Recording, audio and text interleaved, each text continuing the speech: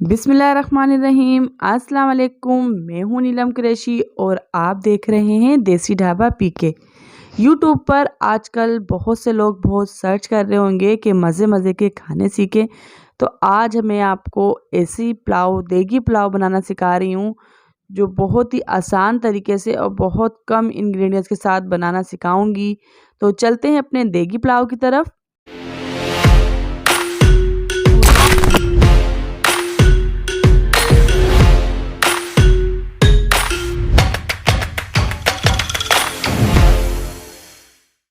मैंने यहाँ पर 4 गिलास पानी लिया है और 3 पाव के करीब मैंने गोश्त ले लिया है।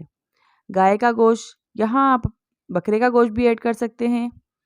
तो यहाँ पर मैंने गोश्त धोने के बाद तेज़पात, जायफल, जावित्री को अच्छी तरीके से कूट लिया। एक प्याज लिए, 1 टेबलस्पून सौंफ और 1 टेबलस्पून नमक लिया है। तो ये जायफल, जावित्री और तेज़पात और ये कुछ मसाले ऐड करने के बाद लहसुन अदरक का पेस्ट लिया है मैंने 1 टेबलस्पून, और उस गोश्त को हम गलाने के लिए रख देंगे। पानी की ज़रूरत पड़ेगी तो इसमें हम और ऐड कर देंगे।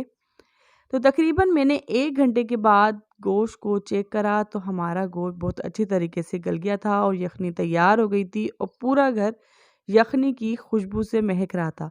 यकीन ना आए तो इसी तरीके से आप यखनी बनाकर देखिए और फिर मुझे कमेंट्स बॉक्स में लाजमी बताइएगा। चलते हैं पुलाव की तैयारी की तरफ। एक देगची ली है और 1 कप कुकिंग ऑयल ऐड कर दिया है। यहाँ बताती चलूँ, 1 किलो चावल बना रही हूँ तो 1 कप कुकिंग ऑयल बहुत अच्छा रहेगा।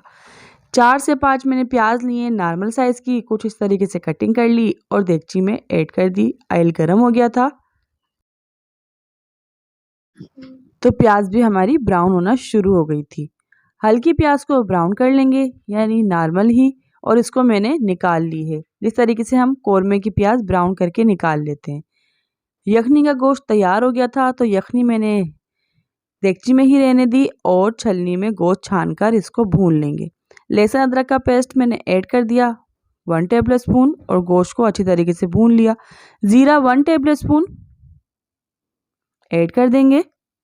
बाकी सारा गरम मसाला भी ऐड कर देंगे। 6 से 7 छोटी इलायची, 2 बड़ी इलायची, 6-7 लौंगे, 6-7 काली मिर्चें, दालचीनी के 2 टुकड़े और 2 बादियान के फूल और जायफल जावित्री मैंने यखनी में ही ऐड कर दी थी। देखा ना कितना कम गरम मसाले से हम कितना मज़ेदार देगी पुलाव बनाएंगे। यहाँ पर मैंने हरी मिर्चें ले ली थी 8 से 9 और मैंने 1 हरी मिर्च के 2 टुकड़े कर दिए थे। दही आधा कप,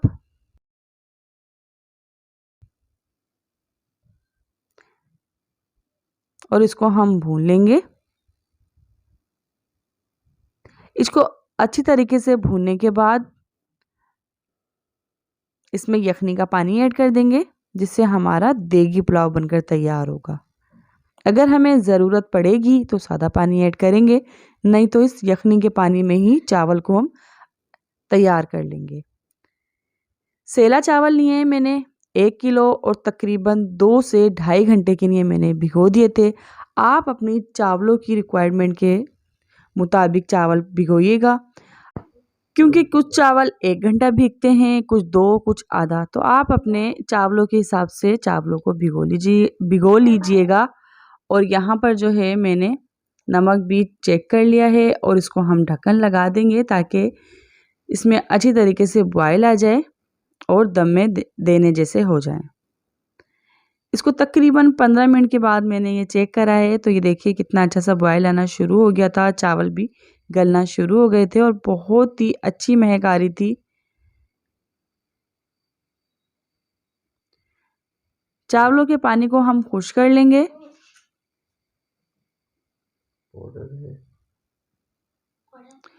कुछ टमाटर हम यहाँ पर ऐड कर देंगे, कुछ पुदीना ऐड कर दिया है और ये है केवड़ा एसन बिरयानी का। इससे हमारा देगी पुलाव बनकर तैयार होगा और खुशबू बहुत अच्छी आएगी। तकरीबन मैंने 5 ड्रॉप्स ऐड कर दिए और चावलों को हम दम लगा देंगे। तो सूती कपड़ा ढक्कन में हम लगा देंगे। अगर पानी कुछ ज़्यादा होगा तो ये कपड़ा खुश्क कर लेगा और एक एक चावल अलग तैयार होगा। तकरीबन 15 मिनट के बाद मैंने देखा तो मेरे बहुत ही मज़ेदार खुशबूदार देगी पुलाव बनकर तैयार हो गया था। ऊपर से मैंने ब्राउन प्याज ऐड कर दी कि तो देखिए एक-एक चावल यहाँ पर मेरा अलग है और देगी पुलाव है। तो इस बकरा ईद परेशान होने की, फ़िक्रमंद होने की कोई ज़रूरत नहीं, क्योंकि हमारी रेसिपी और आपके दस्तरखान सजेंगे बार-बार। तो क्यों ना ये पुलाव बनाएँ और मज़े-मज़े के खाने बनाएँ। मिलते हैं एक नई रेसिपी के साथ। अपना ढेर सारा ख़्याल रखिएगा, मुझे दुआओं में याद रखिएगा। अल्लाह हाफ़िज़।